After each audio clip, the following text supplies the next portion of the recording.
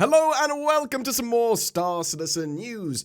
An all-new patch, Alpha 4.3.2 Fractured Frontiers is live. Join the citizens for prosperity or the headhunters to put an end to Amelia Boyd's reign of terror and reap the rewards on the way. So Alpha 4.3.2 is live and we've got the Frontier Fighters finale. That's going to run until 4.4 releases to live in November. It's a limited time event. It's a multi-week event as well, so they're going to be adding more stuff each week. Get involved with that if you want to earn some rewards for sort of general participation, and they're effectively exclusive. You probably won't be able to get them again in the future, and you can earn them for both the headhunters and the citizens for prosperity, so you can actually assist both sides. The side that has the most contribution at the end of it will affect the story of Star Citizen moving forward.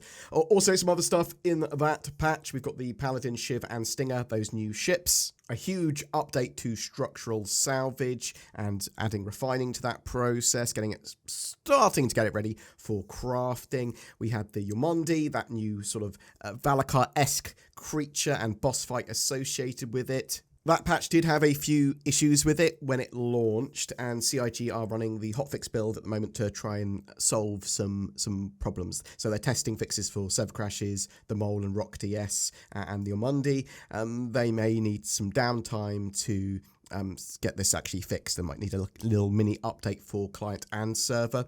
But they've temporarily disabled Wicklow contracts due to issues with incorrect turn-ins, and they're going to re-enable that once they have further fixes for it. They've also removed all undersuits from accounts that were causing inventory overloads, and these should no longer appear, and they won't break your inventories anymore. And as I said, the Frontier Fighter finale is going to be running until 4.4 releases to live. 4.4 could go to Ivacari or some sort of early test build before the end of the month. Before the end of this month. We're expecting it to be live mid-November. We know, quite excitingly, that 4.4 is going to contain Nyx, at least Levski and Delamar, and the Glacium Belt, sort of like a big asteroid field there. We're not sure if any of the planets will turn up, but there's a load of new sort of sandbox activities and stuff there, lots of stuff to explore and find and see, and you'll be able to fight the Vandal as well. We're kind of in the wake of CitizenCon at the moment, so it's going to be relatively slow from Star Citizen news point of view, I would expect, for the next few weeks.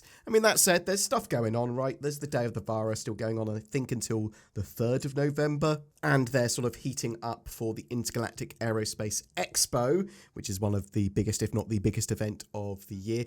That will start around the 20th of November. Loads of new ships and vehicles will turn up there. There's going to be Expo that you can get involved with, rent all these ships for free, try Star Citizen for free. And talking about the Intergalactic Aerospace Expo, there was a sneak peek in the most recent newsletter for my most anticipated ship of the year, which is the Perseus. I'm really looking forward to the Perseus. They look like they've upgraded its weapons to size 8, although it's sort of irrelevant because they're bespoke. But it's a powerful, large, sub-capital brawler. And if you want to know some other ships and vehicles that might turn up during the IAE, go check out my spoiler warning video where I talk about the Perseus and a variety of other ships. We are also expecting that engineering will be on the tech preview build pretty soon, because they also want to test crafting on the tech preview build before the end of the year. So they've got 9 weeks left. Oh, I know, I wanted to talk about some more stuff on Genesis and planetary tech. So I was following Ali Brown and his thread on Genesis. He was just answering loads of questions about it. I've got a video on the Genesis Planet Tech V5 and a load of associated features that CIG are working on now. And obviously they are planning to get Nyx 1 in the game with the new Genesis Planet Tech next year, and then update all the other planets with that. But there were some additional bits that Ali has added to this since I made that video, which I will cover here. When will older planets be updated with the new Genesis tech? The intention is for older planets to be upgraded, but I can't give you a timescale. The issue is not really the planets themselves, but all of the locations placed on the planets, because they'd all need realigning and potentially other changes if the biomes change significantly. So this needs to be balanced against the need for new content for the expanding player base. How will this affect existing geological points of interest on older planets? Unfortunately, we can't preserve the height maps of existing locations, as that would require a large amount of extra memory. We could theoretically use Genesis with 0 changes to the height maps, but then we'd lose a large amount of the visual upgrades too. So what this actually means is that any geological parts of a planet that you've gone, oh, there's a mountain range here, there's a sea here, whatever, that could change significantly. The landing zones at the sort of like city of New Babbage on Microtech, right, that will remain largely the same, especially the interior, whatever, but exactly how and where it's placed might change a little, and that mountain range is going to be gone or hugely changed, that sort of stuff. Is scattering of trees and rocks and other stuff like that deterministic? Yes, it's fully deterministic because the server and client don't share any information about the planet generation at runtime, but need to perfectly match. We've had nasty bugs in the past where the precision of certain operations on Linux were slightly different, leading to different results, which means you can smash into an invisible rock, server says you hit it, but the client didn't spawn it. Will Genesis allow for permanent evolving changes to planets? It's mostly concerned with the initial generation of the planet. More dynamic elements would be a future thing. So are the positions of rocks and minables all in the same place then across different shards, or do they respawn? They're going to be respawning at different rates. If a cluster of something mineable spawns in one location on shard A, then shard B will have that mineable in the same position with the same composition. Is that what's going on? Not necessarily. For minables, we may defer the decision on composition to the server to randomize because the number of these is very limited compared to the overall number of rocks and trees, which we couldn't hope to send over the network. Do you know if fauna is going to react to the biome generation as well, or just be randomly scattered? Yes, fauna will also have rule sets about the type of habitat they require, such as long grass, a tree canopy, temperature, availability of water, etc.